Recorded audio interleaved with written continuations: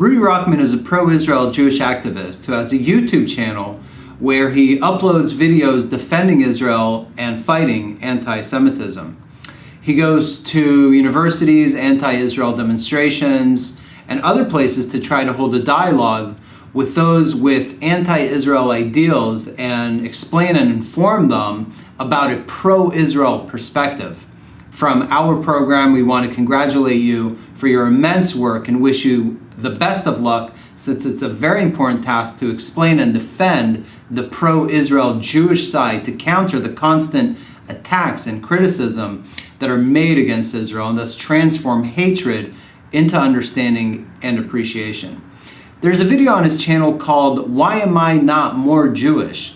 Let's see it step by step and analyze it. These are called tefillin. These are an ancient tradition that the Jewish people have been wearing for thousands of years. It's a form of meditation.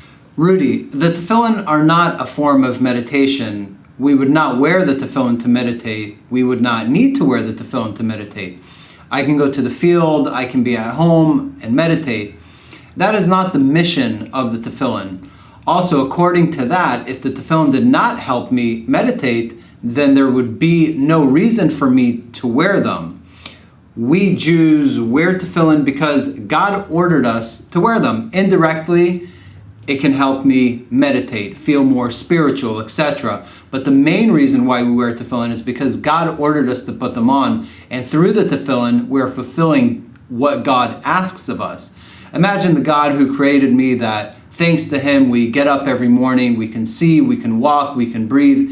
He created the world, the sun, the planets. He asks us to put on tefillin. Is that not reason enough to wear it? There are several reasons why we wear tefillin. One of them is, for example, to help us control our desires that come from the heart and our thoughts that come from our head. To follow a spiritual path, that is why we put on the tefillin, one on the arm and the other one on the head. Also, it helps us to remember all the miracles that God made for us in order to get out of Egypt.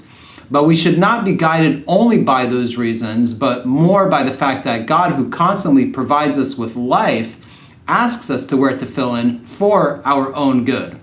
Let's see the video. Unfortunately, today people try to categorize what it means to be a Jew.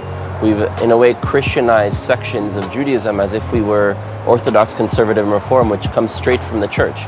There's no such thing as Orthodox, Conservative, Reform. A Jew is a Jew is a Jew. We're part of a family, and each Jew has their own way of practicing based on their way that they grew up, based on their conclusions, based on the point in their life, based on the culture that they are descendants from, but they're just as equally a Jew, and we should not have these divisions within our community. We're all one family.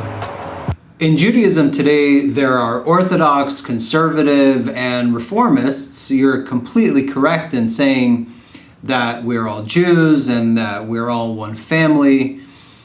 But to say that Conservative, Reform, and Orthodox are the same, only that each has their own way of practicing Judaism depending on how they were educated and their ideals and their own conclusions, etc., is simply a mistake. One cannot follow the religion according to his own conclusions. The Jewish religion is based on what God ordered us in His written and oral Torah. And people that don't follow those commandments, then simply not following the Jewish religion. They're following their own religion. As I said, you are correct. We are all one big family. Each Jew has to see each other as his brother. But it has to be clear that Reform and Conservative Jews are not fulfilling the Jewish religion correctly because they interpret the religion and the laws according to their own opinion and what's comfortable for them. Whereas most of the time they contradict the written and oral laws of the Torah. You have to love them, but on the other hand, I think that it's imperative to inform them that they are practicing the religion incorrectly, and it's our duty to help them get back on the proper path. Let's continue with the video. Someone who puts on tefillin or doesn't put on tefillin, it doesn't make a difference on if they're more or less Jewish. It's just the way that they connect to their culture. And every single Jew connects to their culture in a different way, and also that evolves. What worked for them 10 years ago may not work for them the same way today or in 10 years. Saying that what served us 10 years ago may not serve us now, or what serves us now may not serve us in 10 years from now is a mistake.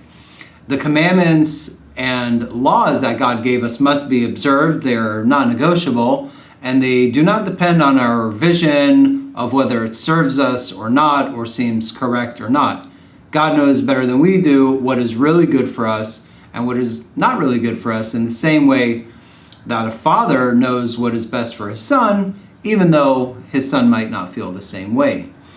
God is like our Father. Every commandment or law that he orders of us is only because it's the best for us.